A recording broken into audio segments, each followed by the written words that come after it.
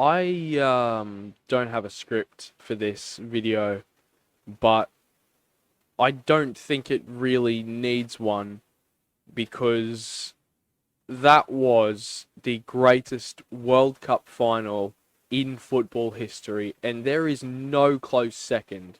1930, 1950, 1958, 2018. Yeah, nah, nothing even comes close, man. This was this was just amazing. The match from start to finish was incredible. The twists in the tale, the just monumental events left, right, and center. A hat trick from Kylian Mbappe, Messi with the brace, Messi with his first World Cup. Just insane. France coming back from 2-0 down and then 3-2 down in extra time. Penalty decisions and huge offside decisions and goal line technology decisions left, right, and centre. I mean, for the neutrals, it was arguably game of the century so far. And there is so much post-game hype surrounding this match and it's justified because it was such a cracker. If you watched it, then I'm sure you'll understand. And if you didn't, then I feel for you. And if you don't watch football, I feel for you even more because this is a prime example of why football is the greatest sport on the planet. Let's start with the fact that I'm making this video about 12 hours after the game actually ended. That's primarily because I live in Australia, as you can obviously tell, because I'm lazy. And granted, the game was at 2 a.m. Australian Eastern Standard Time. So I got about an hour and a half worth of sleep before the game. Had a bit to catch up on after it was finished. And it went all the way to Pens, so I didn't get to sleep until about 5:30 a.m. So, if you'll excuse me, I only just got up, but I wanted to record a video about this. And it's, again, like I said, I don't have a script for it. I just want to ramble on about how amazing it was. So, I just want to say, first of all, the ref was actually really good, considering the pressure of this match and how heavy the decisions that he made were. He was amazing. He controlled the game well. He stomped his foot down. He had authority over the players, which refs need to do, quite frankly. Because some players think it's okay to just badger the ref and get in his face with decisions, when in reality, they have VAR at a professional level for a reason. So if he got something wrong, it's going to get changed. It's going to get overturned. Obviously, not every time because VAR is just not utilised properly. And I don't understand how to this day. No one does. But regardless, I hate when players do that. There needs to be an element of respect for the referees. Kind of like how they have sort of in rugby league. I'd say more so in stuff like basketball, for example. They'll question decisions, but if they go over the top, they're going to get penalised for it. In football, that doesn't always happen. Of course, this ref, I don't know his name. I couldn't tell you if my life depended on it, but he was very good with his authority, but some refs aren't. Some refs sort of back down from it. So I'm glad this ref handled the game well. I think his overall game management as a match official was just fantastic and so spot on. Had to hand out 3 penalties, and they were all penalties. You know, the decision for Messi's goal in extra time was a big one. You know, from the lino, and Martinez was onside by a fraction of a millimeter, I'm sure, but he was onside. Messi's ball did go over the liner. I'm just trying to say, this guy had so much pressure on his shoulders, the ref, and he just smashed it today. Man of the match. I'm kidding. But he was genuinely good ref. Let's take it back to the start of the game. And I was dead asleep, but going into it, I wanted Argentina to win, of course. I'm a huge Messi fan, and I'm not afraid to deny that. And I should be. He's obviously the greatest of all time, and I mean, if this doesn't prove it, then there was no close second 10 years ago. There's definitely no close second now. So, Messi obviously slots away a penalty that Di Maria won because Di Maria skinned Dembele, and Dembele took him down. Yes, he went down soft, but I mean, you know, I don't like simulation in football, but if you go down soft, if there's contact there worthy of getting a foul, you sort of go down. I sort of wish it wasn't that way, but that's the way football is, and that's certainly not going to change anytime soon. I don't think that as a ref you can probably justify not giving a decision just because they went down like a sack of potatoes when the foul just wasn't big enough to make them go down like that. But regardless, as I said, Messi slots the pen away with a lot of composure, and yeah, past Lloris, 1-0. And from there until literally the 80th minute, of course, they score again with Di Maria. What a goal that was, by the way. Just such good link up. I don't need to talk to you about it. If you want to go watch it. But as I was saying, from there until literally the 80th minute, I think France had two shots. One shot, two shots. And they were bad. France were bad. And I'm not going to sit here and say they were fully bad, but they weren't playing to their standard. They weren't playing to the standard of world champions at all. They did not look like a team that was supposed to be there. Argentina were playing like world champions for the majority of that game. And it sort of reminded me of the Netherlands game, because they were 2-0 up, and they were looking more than comfortable, and then everything changed at the back end of the game. Mbappe wins a pen when Mawani was played through. Otamendi took him down. Potentially debate for a red card, because it was a goal-scoring opportunity, but I think the ref handled it well, because I don't know if it was quite malicious enough from Otamendi. Mbappe, of course, scores it. Martinez did really well, despite conceding 3 goals and 2 penalties in... I'm not talking about the 2 penalties in regular time. I'm talking about in the shootout. The ball hit his net 5 times tonight, and he still pulled out a really good performance. So fair play to Emi Martinez. Still my goalkeeper of the tournament, I'd argue. But anyway, the ball hits the back of the net from Mbappe's penalty. And then moments later, they go down the pitch again, France. Keep in mind, by now, they've had 2, maybe 3 shots at the time. And a 1-2 with Marcus Thuram, and Mbappe scores again. 2-2. Of course, they go mental. Just Argentina go to sleep. And every time the camera's on Messi, you can sort of see him, and you kind of like, man, you got to feel for this guy. He's done all this in his career. He's at the tail end. He's got this good Argentina side around him, this hungry, really intimidating Argentina side. That's what they are. They are intimidating. They get in the opponent's face. They get really physical. They'll foul you a lot. But no, they're a very good team. Regardless, Messi has that team around him. You sort of see the opportunity for him to win this trophy, and for them to lose a 2-goal lead in the matter of about 100 seconds. Kind of makes you feel for him, eh?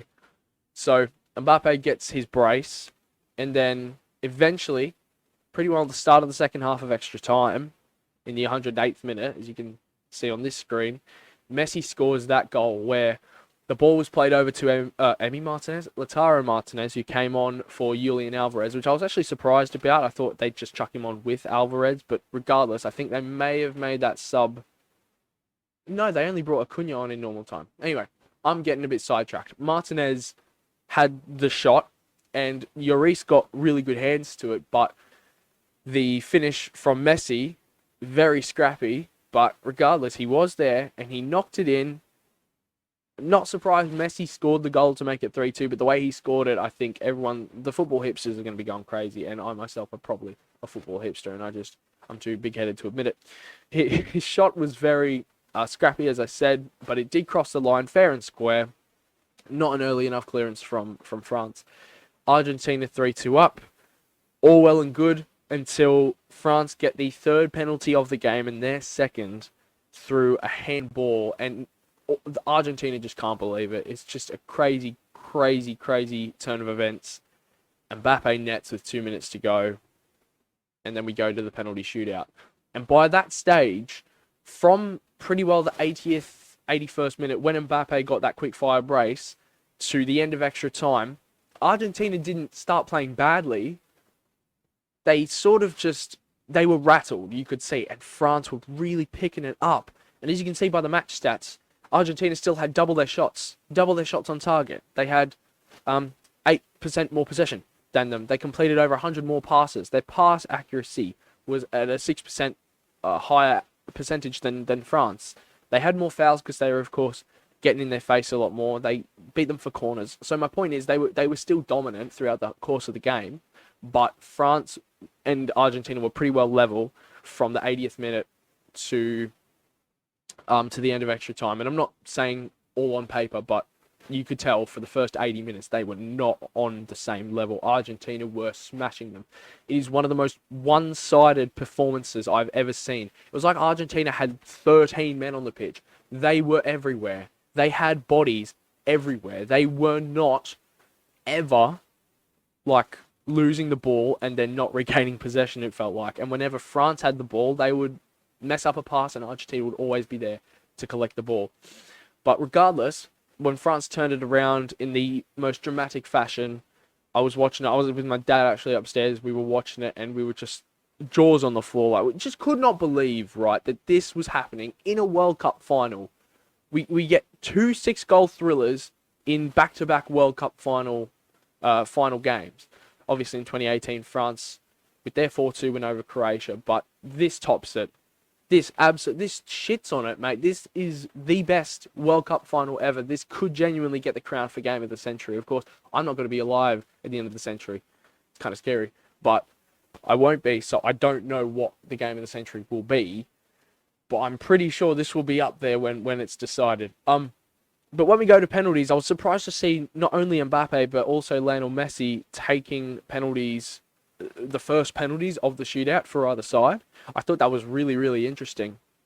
But when Mbappe scored his and Messi scored his with such composure, it was ridiculous.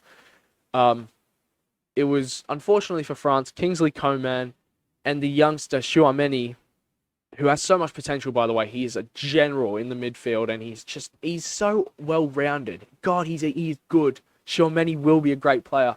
But I hope this is a Saka for England situation, where Saka missed that penalty in the Euro final shootout in 2021, but then bounced back, and he's now one of the best players in the Prem. Still so young, but he's one of the best players in the Premier League right now. And bouncing back from that penalty was such a huge, huge part of that. I'm not saying he's better because he missed the penalty, but his mentality changed because he missed the penalty. He didn't put his head down, he put it up and he worked 10 times harder. And look where that's got him. He's got a top of the Premier League right now with a very, very good young Arsenal squad. He could be captain there in 2 or 3 years, but I would not be surprised if he gets another move. So Arsenal need to keep their form up to keep players like Saka. Obviously other players as well, but Bukayo Saka is such a gem. Obviously, he's starting for England. He's scoring for England at World Cups. It's just mental. It is mental to see how rapidly he's grown. And to think that only last year he had that penalty miss and copped abuse, by the way. He copped all that abuse online. That could have buried him even further, but it didn't. So coming back to Tchouaméni, I hope it's that sort of situation where Tchouaméni just steams on right now, just 100%, charging ahead.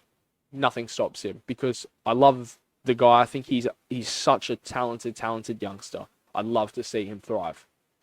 But regardless, he missed the penalty. And I was saying, as he was stepping up, like, I really hope this guy doesn't miss it. And when he dragged it wide, as much as I was happy for Argentina, it was just, yeah, tough to watch. Of course, not only did Dybala and Paredes, I think, score their penalties for Argentina, but Montiel, I believe, stepped up for the winning pen. Calm as you like, slotted it away.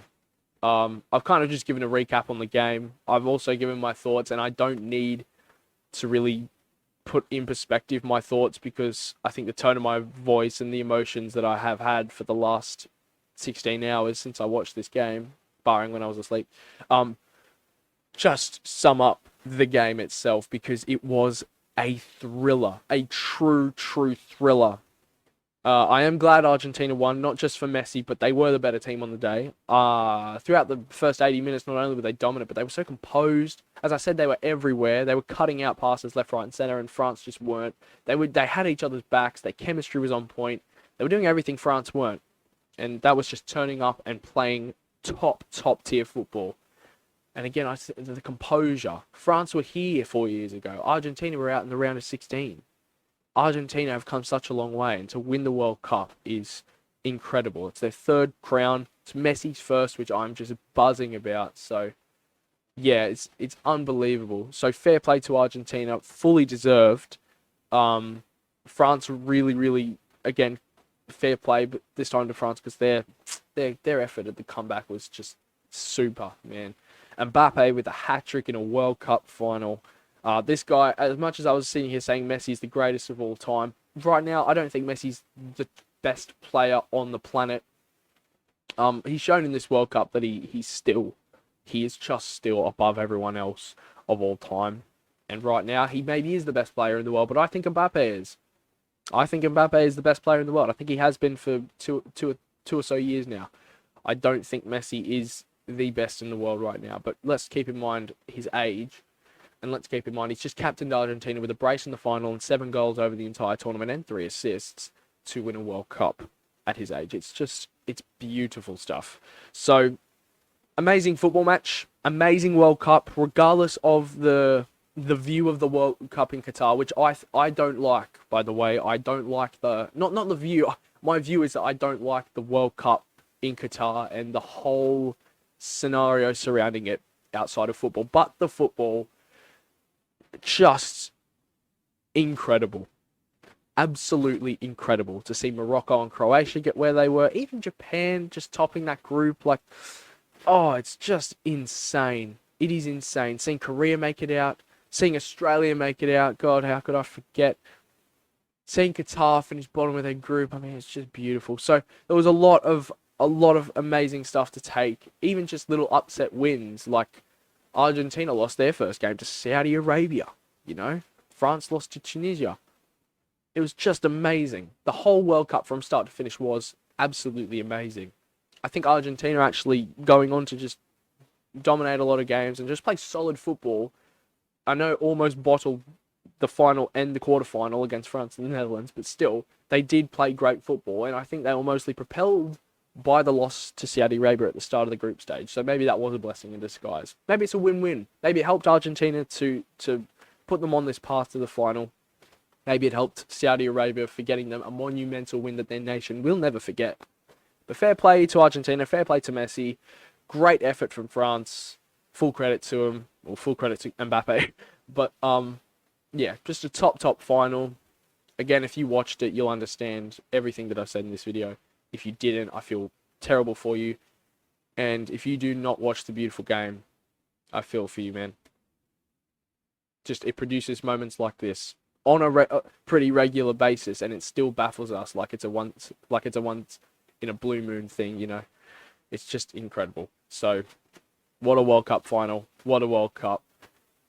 Yeah, speechless. Something I'm just adding in as post-commentary, and I probably don't even need to make the effort to record this, but why is Martin Tyler commentating a World Cup final? He is literally 244. Why is he commentating? I don't understand. He cannot physically commentate. He can't even get a word out. He is the Joe Biden of football commentary. I cannot stand hearing him. Not that you even really hear him, because he brings no passion to the game. I get it. You've been around the block for a while, mate.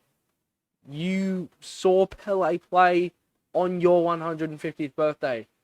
I'm not digging into him just because he's old, but he is very old. And he is not the Ray Warren, okay, of football. And I get his experience, as I was just saying. But he's bad, man. He's so draining listening to him. I get if you can't get Peter Drury, obviously the GOAT of commentary, end of story. If you can't get him, get someone else. I'm not very invested in the whole commentary thing, but mate, Fat Ryan can do a better job than that, I'm telling you.